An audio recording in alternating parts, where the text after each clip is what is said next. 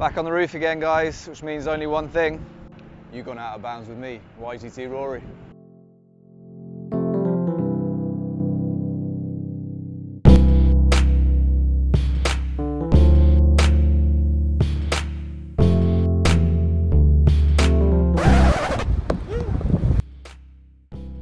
So this week I'm going to talk about the European Tour and the PGA Tour, winners last week, upcoming events, and then we'll go into some more golf course related stuff and things that you might experience on holiday.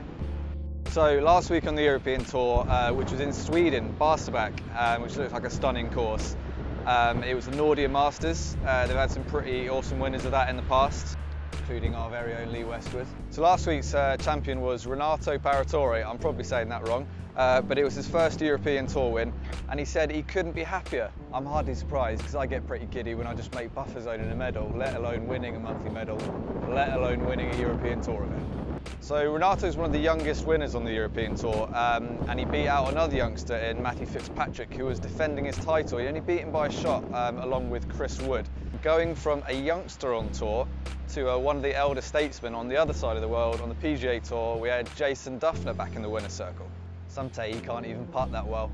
He's obviously very good at putting, but in comparison with his contemporaries, he's not the best. So last week he finished 47th in putting out of the 70 players who made the cut for the weekend. He lost strokes in strokes gained putting in all 4 of his rounds. Drive for show and putt for dough? Really?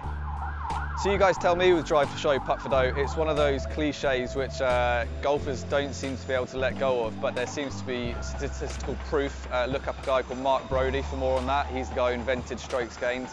That tee to green is far more important, especially at the pro end of the game, than the putting is. Obviously you do have to putt reasonably well to win tournaments, but you're going to gain a lot more of the shots that are going to get you in that position from tee to green. Just look at the top 5 in the world. You've got DJ, Rory, Jason Day, Hideki Matsuyama and Sergio Garcia. And you tell me, obviously they can all putt well on their day, but what are they more known for? Long game or short game or putting in this instance?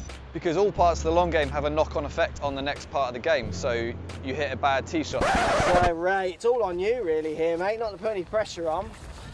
But with the shot, this is like massive. There we go. So that's up on the, get up on the top. Go on, please get up there because I want to see you hit one from up there. Not far off, is it? It's not far off. I want to, you've got a buggy. Yeah, I'll go up there. That's going to make your iron shot significantly more difficult. You're going to hit it further from the hole, which in turn affects the amount of putts you're going to hole or the amount of times you might even 3-putt. Conversely, if you bomb a drive down the middle, you're probably going to have a shorter club into the green. You are probably then going to hit it closer to the pin. You're going to give yourself a greater chance of holding more putts, and you're certainly going to avoid a lot of those 3-putts. Enough of that though, let's get back to the golf course. So this week the European Tour is heading to Austria for the Lyoness Open at the Diamond Country Club. Now, I wouldn't typically associate Austria with golf. I don't know about you guys. I obviously have been to Spain a few times and I've played pretty much every course in the Algarve in Portugal. Been very lucky to travel there, lots with work. They're 2 very, very popular destinations for very obvious reasons. I did look up some pictures of this Diamond Country Club though, because I was very curious about it. As I said, golf in Austria, and it looks pretty awesome. There is lots and lots of water. Now that got me thinking of these kind of new golf holiday destinations, places which you might not necessarily associate with golf, places you wouldn't typically search for when you're looking for your next golf holiday. You may have seen some videos of myself playing with Mark, Crossfield and Lockey in Greece, for example, and I know for a fact that once those videos started coming out, you had so many comments in the comments section on YouTube, all over social media saying, I didn't even know you could play golf in Greece. And they've got 2 courses there which are absolutely stunning.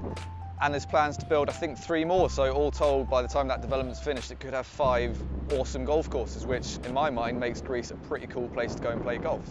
And there are other places you could play too, which again, I'm saying places which don't spring to mind when you're thinking golf holiday. I know there's one which I saw pictures of it when I first started working at Your Golf Travel, called Thracian Cliffs. That's in Bulgaria. I mean, who thinks of Bulgaria when you're thinking golf holiday? I certainly never did until I saw those photos. So Thracian Cliffs actually even hosted the Volvo World Match Play Championships a few years back. You may have seen it on TV, Graham McDowell won. It looked spectacular. I think McDowell even described it as Pebble Beach on steroids, which sounds pretty good to me. My last filming trip with the guys, so Mark and Matt again, was to the Azores as well, and to be honest with you, I didn't even know where the hell the Azores was until I looked it up on a map. It is part of Portugal, but it's some like 1,000 miles out into the Atlantic. It's a series of islands, absolutely spectacular place to visit. Lots of really cool things to do off the course as well as on the course, so we did whale watching. There you go. Yeah. We had canyoning on the menu as well. We went to a natural hot spring where they were cooking stew underground. That was kind of like earth cooking it, which was really cool. New Zealand is one. There's a guy in the office who, when we try and one-up each other on courses we played, he always throws Cape Kidnappers in my face. It's pretty easy to see why, right? Because, I mean, that is golf on the edge of the world, and it doesn't get much more spectacular than that. I'll tell you what, post comments down below about new destinations that maybe I haven't even heard of and that you'd like to try if you were planning a next adventurous golf trip. I'm going to pick the one which jumps off the page most to me, and after that, and we've picked a winner, we're going to send them a £100 Your Golf Travel voucher. How's that? So massive thank you to everyone who's got involved with the video so far, posted comments, you've all had some nice things to say about it. I'm going to keep going, so subscribe to the Your Golf Travel channel. As I said, post as many comments as you can. I will read all of them probably, because it gets me out of doing other boring work. And I will respond, so yeah, keep it up guys.